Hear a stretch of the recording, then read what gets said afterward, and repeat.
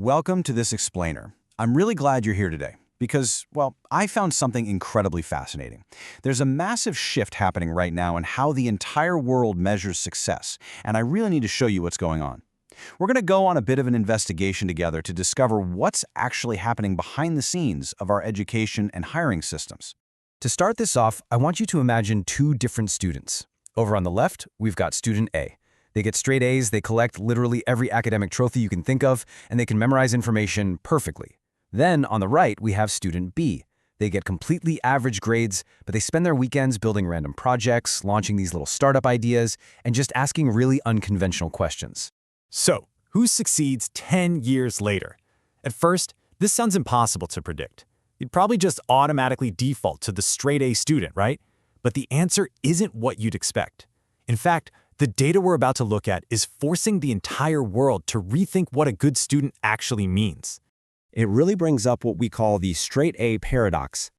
As investigators here, we kind of have to start by asking, how did we even get here?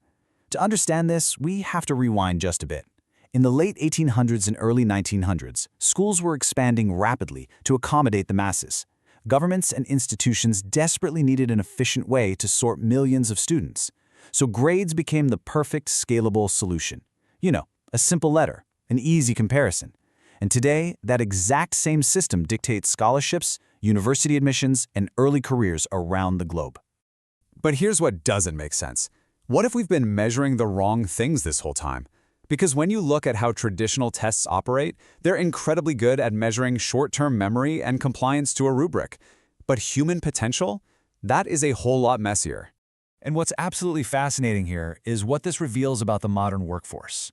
Employers today desperately need these deeply human skills. We're talking resilience, curiosity, adaptability, creativity, and collaboration. Can a traditional test actually capture those? I mean, can a B- in history tell a recruiter if you're resilient? Can an A+ in math tell me if you can collaborate on a chaotic, real-world project?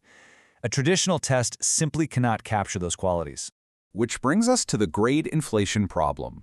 This is where the tension really builds. Take a look at this. The New York Post recently reported that Harvard University faculty actually voted to intentionally withhold A grades to combat widespread grade inflation. And recruiters, the report notes they were literally rejoicing. Why? Because when every single transcript looks flawless, elite institutions realize that the transcript itself becomes practically useless for telling people apart. In the past, the spread of grades offered a clear ranking. Today, in a lot of places, we just have a sea of A's, resulting in super unclear differences. Imagine spending 12 years chasing grades, losing sleep, stressing out, only to discover employers are looking for something else entirely because an A has totally lost its meaning. It's wild. So institutions are caught in this intense debate right now, as researchers at Harvard's Graduate School of Education have pointed out. On one hand, you have standardized tests like the SAT or MCAS. Some argue these are objective and necessary, while others heavily criticize them for bias and inequity.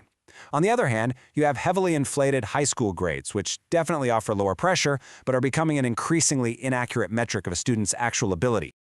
So we are starting to see a massive pivot towards skills over scores. If the old tools are breaking, how is the real world reacting? Well, this number right here represents a massive paradigm shift. According to the brand new 2025 Future of Jobs report from the World Economic Forum, 81% of employers now prioritize work experience in their hiring processes. And when you look at the shocking data breaking down their top hiring metrics, work experience completely leads the pack at 81. Skills assessments sit at 48, and a traditional university degree, that's fallen to just 43. Let that sink in for a second. A traditional university degree is now officially falling behind practical experience and direct skills assessments on a global scale. This is defined as skills-first hiring. It means evaluating candidates based on demonstrated competencies, portfolios, and practical problem-solving. This approach fundamentally changes the most important question for a student from what grade did you get to what can you actually do? And of course, we have to talk about the AI disruption. There's another piece to this puzzle. And for millions of students, this feels deeply personal. The World Economic Forum data shows that 86% of employers expect artificial intelligence to completely transform their businesses by 2030. This isn't just some corporate transition. It creates an absolute existential crisis for traditional schooling. Because honestly, what exactly are we measuring anymore? Imagine explaining to your younger self that one day, An AI might finish your homework and write your essays faster than you can even find your pencil. If AI can get perfect scores on standard exams, then what exactly are schools measuring when they hand out an A? Think back to your own school years. Were the smartest people always the ones getting the highest grades? Or were they the ones figuring out workarounds, building things, and asking questions the teacher couldn't even answer? So what does the future of assessment look like? This brings us to the final piece of our investigation. What should the ultimate solution to this mystery be? Well, we're seeing a new assessment frontier emerge.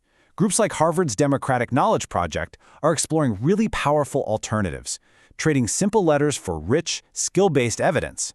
We're talking about digital portfolios, creativity badges, collaborative projects, and real-world problem-solving tasks. Things that show what a person is truly capable of doing in the real world. And businesses are preparing for this reality right now. That 2025 WEF report shows that 85% of companies are actively upskilling their workforce as their primary response to AI. This proves that the future doesn't belong to the best test takers, it demands lifelong learners who can adapt and grow. So, the crucial takeaway here is that the future isn't about destroying grades completely. Teachers and institutions still need ways to evaluate learning, but we have to realize that a single number can no longer capture human potential. The future has to be grades plus something more.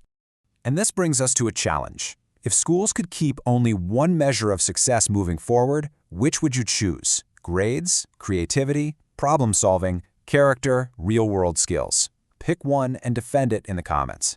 And before you read anyone else's answer, decide for yourself, because the future of education may depend on how we answer that question. A grade can tell us how a student performed on one day, but can it tell us who they will become? What do you think?